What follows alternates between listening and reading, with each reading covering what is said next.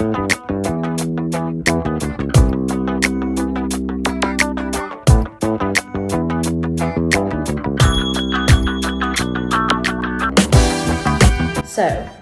how did we start to build a relationship? Yeah, me and Shay Woodbury. Shay and I met after an election for the Board of Education. And early on, we realized that people around us kind of wanted to see us maybe not get along. And it was real evident that we had a lot of things in common. So how did I start to build a relationship with Dana Carter Jones, aka the girl at the end? I think Dana's mother sort of jump-started our relationship.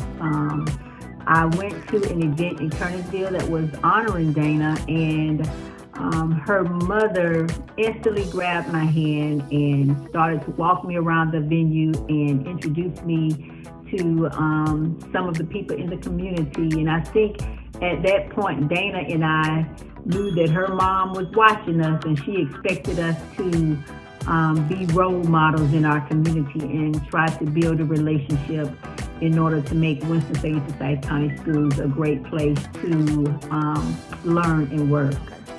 But I believe the defining moment of when I realized, there's something special here, there's a relationship here, there's a friendship here. Shay came to a Chamber of Commerce event where I was receiving an award. She didn't have to do that, and I thought that was really sweet. Shay came over, she sat at the table between myself and my mom, and during that event, people were coming up, congratulations, talking to me. And I looked around the room, and my mom had Shay by the hand, and she was introducing her to people all over the venue. And I thought, that's exactly right. My mom is showing me.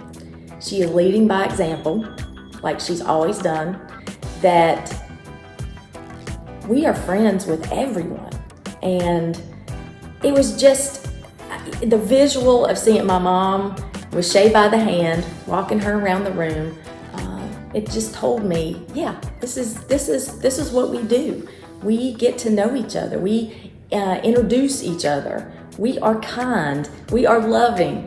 And, I could also tell, that big booming smile that Shay has, it seemed like she kind of relaxed, and she was enjoying talking with my mom and the people in the room. And so I think we knew, it's back to our why. Let's just be kind. Let's be gracious. Let's get to know each other.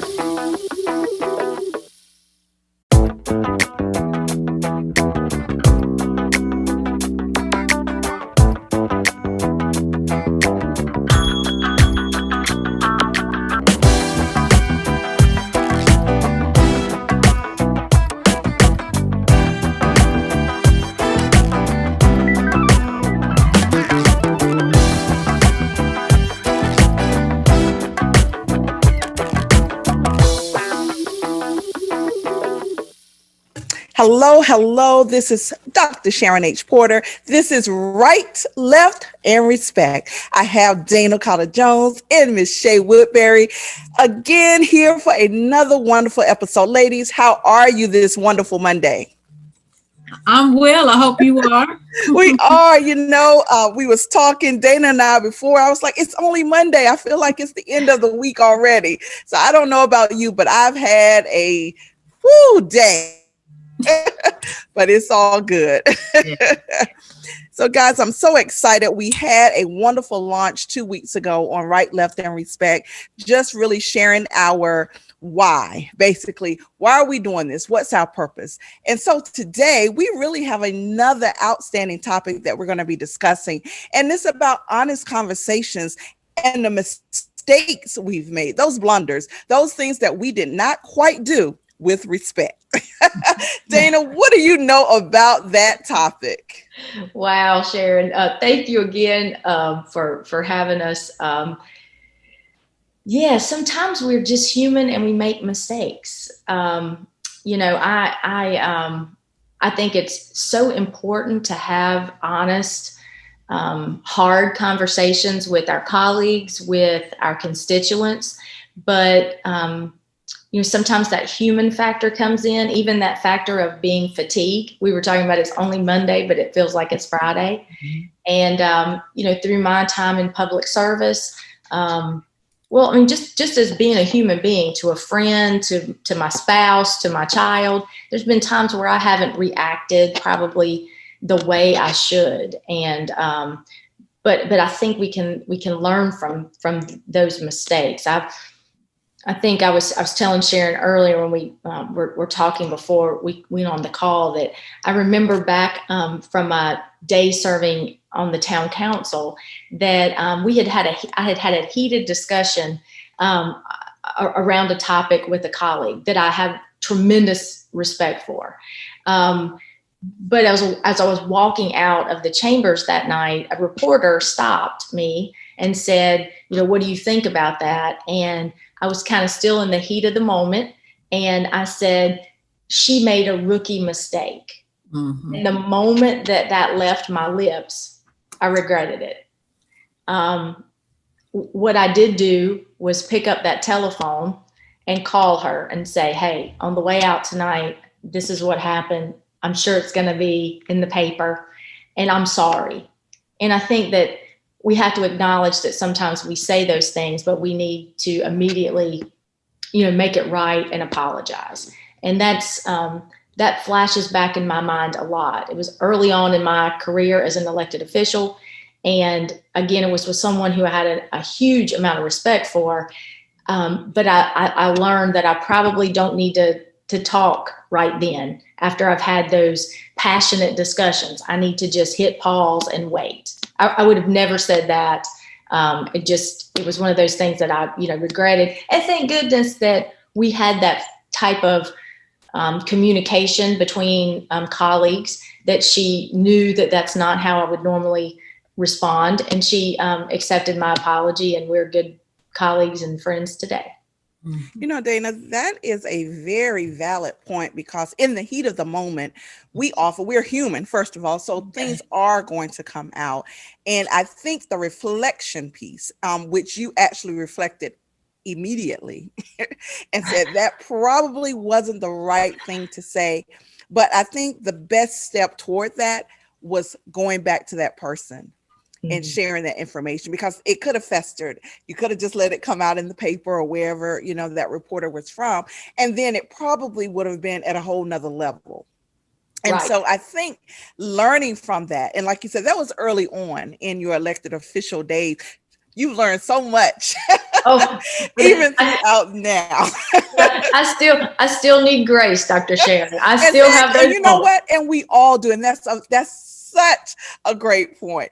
And I know, Shay, that you probably have had some moments as well where you've had those hard conversations and maybe things didn't go as maybe you thought they should have. Can you talk a little? So what I will share is that naturally I'm very non-confrontational. Like, you have to really know Shay Woodbury to know generally I'm not, trying to, even respond. I want to, see if we can make things better, immediately. And that's so it's not, and Dana works well with me in the way that whatever is on her mind, you're going to hear it, and she's going to expect you to be her friend afterwards. And I'm like, lady, goodbye. And so, I'm really growing into just being honest with people around my feelings instead of holding them in to try to pacify somebody else's feelings. And I think it does a disservice to me and them, because I'm not really sharing an authentic side of myself. And so I think that being on the school board specifically is helping me to start to show and say and be free to, express what I really think. And I think before this, it was, that much more hard for me unless I'm teaching. Now, my students would say, gosh, Lee, that woman gets on our nerves. She always just say whatever is there. And I guess that's because I'm most comfortable in the classroom and I feel like I can share my authentic self with my students. And boy, do they ever get it. And a lot of stuff, I'm like, Lord, they're going to fire me because things I tell them that I'm probably being too transparent and candid. But it is definitely it's a work in progress for me. I think I am at this age learning to, have agency around being wrong and just telling people I didn't get it right. I'm sorry, and free me from it, because you're not going to like terrorize me over it and stress me about it. And Shay, you're not a good person. I've made a mistake. I'm sorry. And I have to move on. And I think, I am at that point in my life, but, I so admire people that can just say what's absolutely on their mind and just think nothing of it. Like, I guess a doctor or a lawyer, they kind of have those traits by way of training, but, I struggle with that a little bit. So, I'm kind of growing into just showing people authentically who I am, so that we can have, a real relationship. Now, let me ask, and this is for both of you, do you think it's a level of fear? And Dana, I want to go to you first, because Shay is exactly right. I've always known you to speak your mind. And I mean, and that's not that I'm not that, I mean, that's, that's really commendable to be able to just put it all out there, whether, you like it or not. But do you think that it's a level of fear that others have that allows them to, or not allow them to say really what's on their mind? I think so. I think sometimes it's a level of fear. I think more times it's, I think sometimes, fear is one thing, but I think also it's how comfortable you are with who you're speaking with. And so I go back to, especially when we're dealing with boards, especially when we're dealing with staff members, especially around elected positions, how much, I think sometimes maybe I'm just too comfortable, because I feel like, but I think you need that comfort level to have true conversation. But I feel like I've worked hard with relationships. And let me say that I think relationships are the foundation there, so that you can have those candid conversations. You can really tell someone. And if I feel like, you and I are on, we're friends, or we're on a good, respectful platform, then I think I owe that to you, to share with you honestly and openly what I'm thinking. I think that, to me, that is a gesture of being a genuine person. If we have, and that's at all levels. If we're friends and you're not open and honest with me and fully forthcoming, then I take offense to that. Because I feel like that's part of open dialogue that we must have with each other. And so, to me, that's extremely important. And plus, I think also just sharing your feelings and being open about that is the way that true conversation can come about. And if I'm not openly and honestly willing to share where my thoughts are right then, and also to say that my mind may change, that's part of the dialogue process, that we have to openly say where we are right now, and then have good, robust conversations about pros and cons and all sides of the issue, so that we can end up in a great place. I love that. I really do, because and what you said, Dana, about you feel like you're owed that, and I think that's correct. You should expect people to be honest, but it can be difficult, especially when perhaps what you're saying may not be taken as positive as you want. But then that's where the respect comes in, right? That's what we're talking about. If we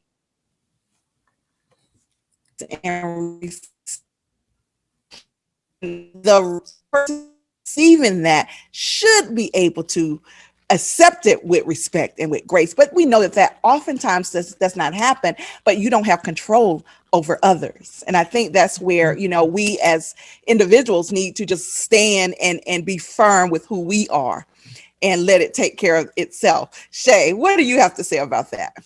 So, ironically, I was just recently in a text message going back and forth with somebody that I have high regard and respect. And the issue came about around, if somebody expects me to communicate, positively, then they need to, do the same. It's a two-way street. I said, you're right, but you can only control you. So even if that person doesn't communicate with you as you think they should, why don't you still do it and model for them, what you think is positive communication? And so I think that, being the bigger person is sometimes seen as a cliche, but to me, it's about,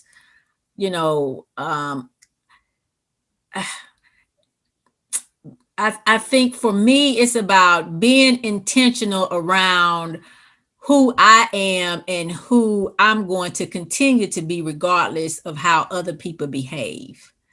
And so I'm still, growing and learning into who I am. And like I said, you never know, when you meet different people at certain stages of your life, that they'll help you on the journey to, being better. And so, I am learning that just because you are being honest, not that you're lying to anybody, but you're kind of avoiding so you don't hurt people's, feelings. I think that I have gotten, out of being on the school board, and especially getting to know Dana, that if we're friends, then we're going to be friends after I need to say what I need to say. If we respect one another as colleagues, after we say what we need to say, we move forward and we continue, with the respect, and we don't, personalize it to the degree that, we're willing to jeopardize the relationship. And I think we just have to, be mindful of, like Dana says, developing and sustaining the relationship. How important is modeling this almost mature behavior? Because really that, it takes someone who is mature, not even professional. It's a level that you have to reach to be able to have disagreements, and still be able to keep that relationship intact. How important is modeling this for whoever is watching? You're on a school board, so definitely we're talking students, but we know that there are so many more people. You have your community, your constituents, your own families, for that matter. How important is modeling this sort of respectful way of communicating, Dana? Well, I think it's extremely important. As you said, our students, everyone is watching you and how you respond. And sometimes you respond well, and sometimes you wish you could have a do-over, right? In golf, it's a mulligan. So I need to try that again. And for me, I think early on it was it's hard. It was harder for me to say I did that wrong, or I apologize. I'm sorry. I need to do that better. But I will tell you, as I'm approaching 50, I can say that pretty easy now. And I think we need to do that. I think that's what leaders do. Sometimes we get things wrong, or we approach it the wrong way. And, I remember, a couple of years ago, I was the chair of the school board. We had a different superintendent at the time, and we were in a closed session meeting, and I kind of just lost it. Really directed at the superintendent. It was and did not handle. It was frustrated, and we had a long night, and we were in closed session at the end of a meeting, And, I left that meeting because, and it was around, I don't even remember the topic, but it was around something we had discussed 4 or 5 times. And in my opinion, we had not moved forward. And I'm kind of one of those people who I just want to, let's at least do something. And if we're doing the wrong thing, let's change it. But this particular superintendent was much more of a collaborator. And anyway, I left that meeting, and on the drive home, I thought, not only did you not model good behavior, Dana, as a board member, but boy, you're the chair. You set the kind of tone for the room. And in reflecting on that, in that 30 minutes it took me to get home, I knew that I had set the tone kind of tense, right? And so not only, so I thought, how can I show and lead by example, model that we need to say, I was over my line, I was out of my lane, I shouldn't have done that. And so, there was no way that I could collectively talk to everybody. So I thought of technology, and I recorded a text message, a video. I recorded myself, and I was apologizing to my fellow board members, to that superintendent, to how I had reacted. And I sent it to them, and I said, don't respond, don't want to break any open meetings law, but I wanted them to hear from my voice. And I think that's another thing we can talk about. But sometimes, it's so important to just have verbal conversations and not so much text messages and emails. Mm-hmm. Love that. And apologies are not always easy. It actually takes courage to apologize. And oftentimes that's why people don't apologize, because they don't have the courage to do that. Mm-hmm. That's very big. And if anyone knows who have had to apologize to anyone, whether it's, your colleague, your spouse, whomever, it takes a lot to say, I'm sorry, I apologize, I made a mistake. Mm-hmm. So Shay, I'm going to go to you now. So when you have to do that, what gives you the motivation to say, I need to apologize. This did not go right. This was not my intention. And sometimes maybe it was your intention, but you reflected and know that it was not the right thing to do. What's your motivation for apologizing? So my motivation to apologize is around, and I'll disclaim, this is not a political statement. To me, this is a human statement. When I heard it, I think it inspired us across America, maybe even the world, when the former First Lady Michelle Obama said, when they go low, we go high. And it resonated with me on a human level. It resonated with me to a degree as an African-American woman, because sometimes I know that being the first African-American to chair the Winston-Salem Forsyth County School Board, and I think on top of that, being a woman, there is this pressure to do what's right, to do the most model thing, right? And again, I think that the statement is human. It goes beyond race and gender. And I think if I could only see that statement through the lens of how I also connect to Michelle Obama as an African-American woman, I couldn't have, I think, been as consistent as I have tried to be on the board, just as a board member, right? I try to go high when others coming low, I think, for me, because I believe that that's a human issue, to try to be better, and then maybe others will be better. And as soon as we feel like, well, they act ugly, I'm going to act ugly, and that becomes your MO. I just don't think I'll be able to have a good and happy life around trying to get back at people. So, to some degree, maybe what I'm saying is selfish for my own sanity, that I just can't try to go as low as other people if I'm going to progress myself as a human being. I got to find my way of doing things that I feel most comfortable. And I hope that most human beings, if not all of us, feel most comfortable treating people how you want to be treated, which is, quote unquote, the golden rule. So I think, that's kind of where, I am around being sorry that, it's the human thing to do. Right. And I'm trying to be a better human being as I approach 50 myself, Dana. I love it. I love it. So ladies, okay.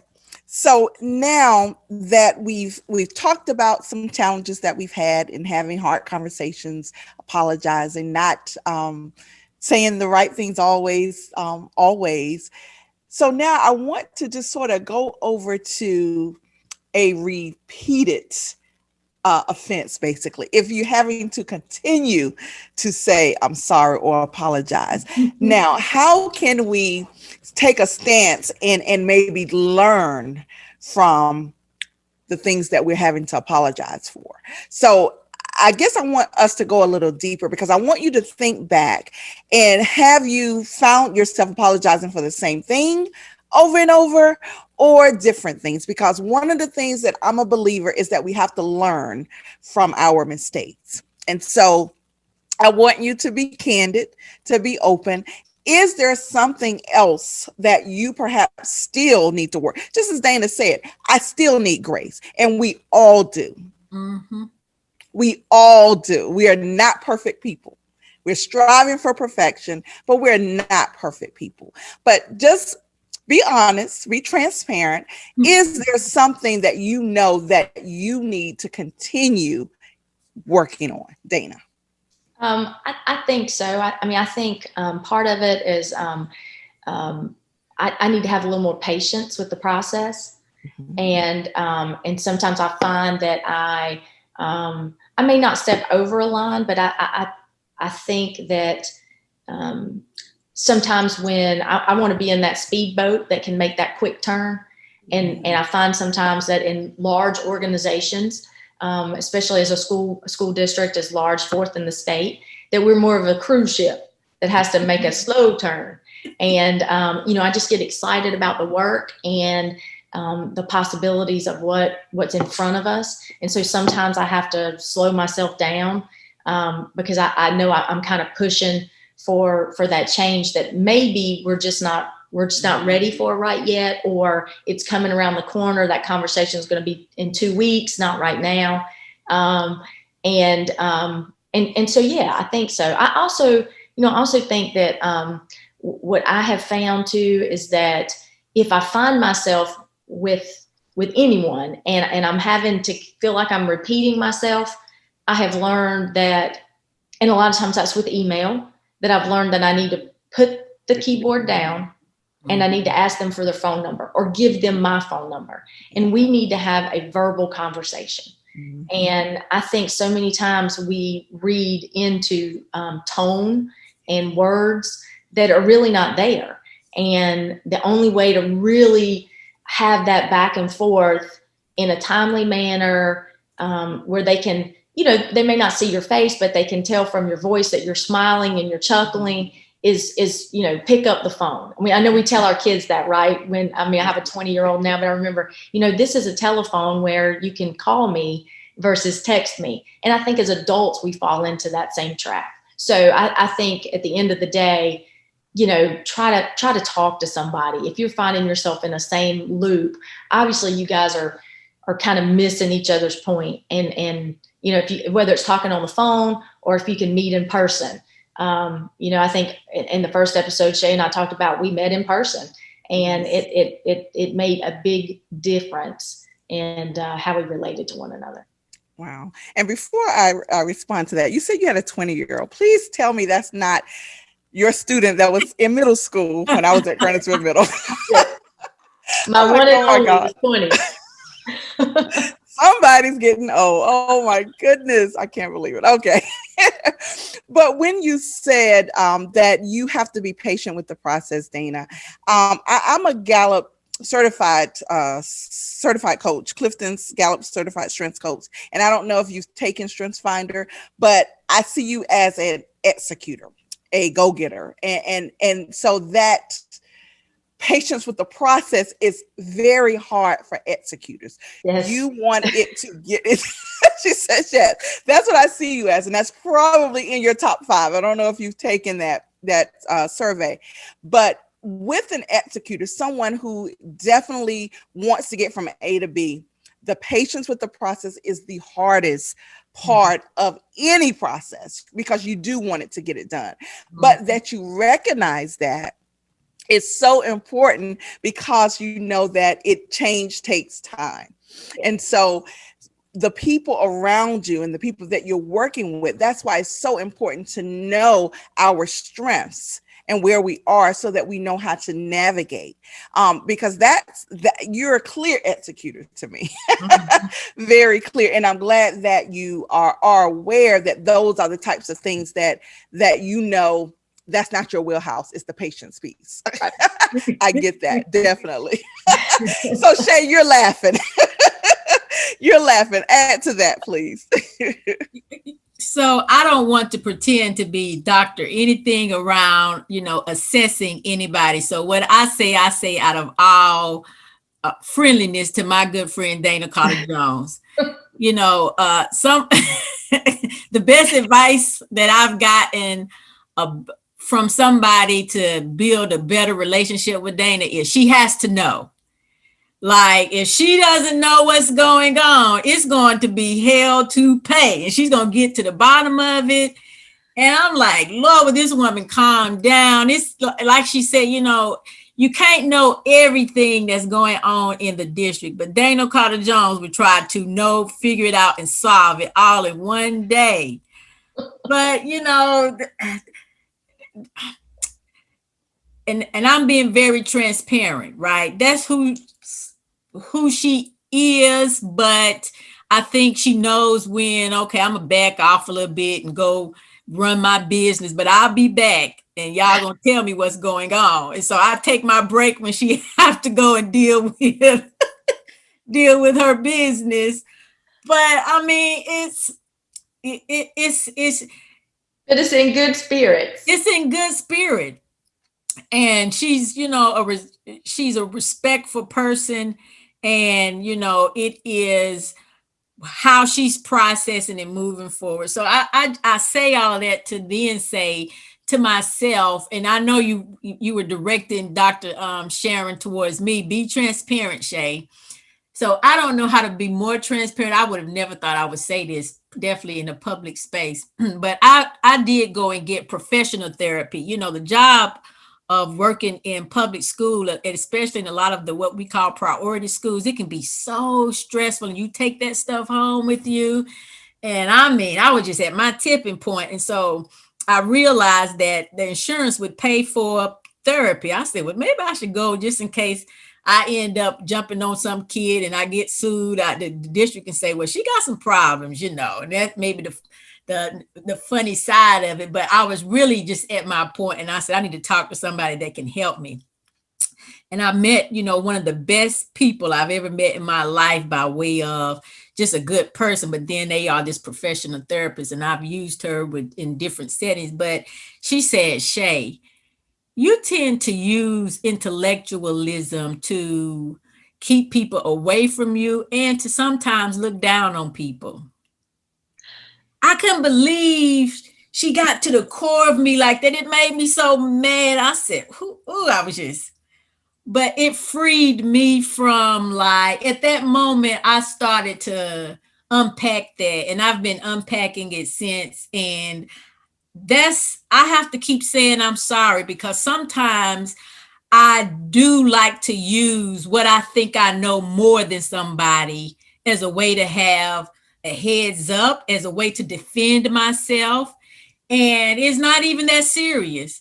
I'll say something and the person like, Shay, calm down. It's not that serious.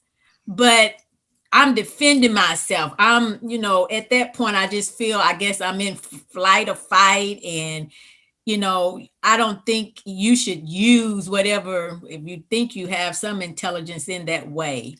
And I find myself saying I'm sorry to people who will text me back and say, Shay, that's a little bizarre. We didn't mean it like that. You took it too far. And we were just, assessing something that we want you to be better at. But, I need to work on myself with how I, use what I think, how I teach, I guess, in classrooms with whatever I think I know, and try to have one up on somebody or demean somebody. I am, sort of self-reflecting on those things. And as much as I lastly tell somebody else, you demeaning somebody, I'm quick to do it myself sometimes, because it's a way for me to probably hide my own fear around what I don't really know. I don't know. I'm working on myself. As we all should, for me, that's the bottom line, is that no matter where we are, there's always room for improvement. I don't care who you are. I don't care where you are, what level. There's always room for improvement. And to me, that best first step is recognizing the areas in which you need to improve, which is why I asked that question in the beginning. If you know that, to me, that's half the battle, as they say. And so we will continue our hard conversations, being transparent, being open, being honest, being our authentic selves, so that everyone can understand exactly who we are, what we stand for. I don't think that it should be a guessing game. And Dana, you actually put it eloquently. You feel that it's our duty to be open when we're talking to someone. I mean, that's just, we should expect honesty. And nothing less. And so I appreciate this candid conversation, transparent conversation tonight. Undoubtedly, you've helped someone, as I know each of these episodes are, because you've committed to being open and honest. But the bottom line is with respect. So again, any lasting comments as we are here at the end of our half hour? It goes by very quickly. So Dana, I'm going to lead in with you. Any lasting comments for our viewers? No, I think it's just, I think we are being honest with ourselves when we can tell ourselves that today we've done the best we can, and tomorrow we're going to do better. And it's important. It's human, and it's actually a sign of maturity to say, first of all, I don't know. I love saying, I'm not sure, I don't know. Let me find out the answer. And then, an apology is a powerful thing. And so when you know that you've done something, you've stepped over the line, even if you're not sure you should apologize, the one thing as I'm getting a little older, I realize, it's just better to offer it up first, and then see where we can go. I love it. Shay, any last comments? So been a hard, rough day for me. We had a hard closed session board meeting today, and I know Dana know it, right? But I'm gonna tell you the advice her granny gave her that she gave me. She said, "Don't go to bed angry with a friend. So call me before you go to bed," right? Because I wasn't going to call her today. I'm like, and so I was like, yeah, why should I go to bed angry? I'm going to let her have it, and then I'm going to bed. So I'll be calling you, Daniel. This, I tell you, my friends, this is as real as it gets. Yeah. I'm going to stay on the call with you, Dr. Sharon. I know my phone's going to ring in a minute. Folks, this is as real as it gets. We cannot make it up. It is what it is. I tell you, I just so appreciate it. And I appreciate those of you who are checking out our replay. We're so sorry we had technical difficulties and we couldn't go live. But thank you for those of you who are watching the replay as we posted. I'm Dr. Sharon H. Porter. We have Dana Cottle-Jones along with Ms. Shay Woodbury. We are right, left, and respect, and we will be back on Monday, November 2nd. So definitely stay tuned. Have a great evening.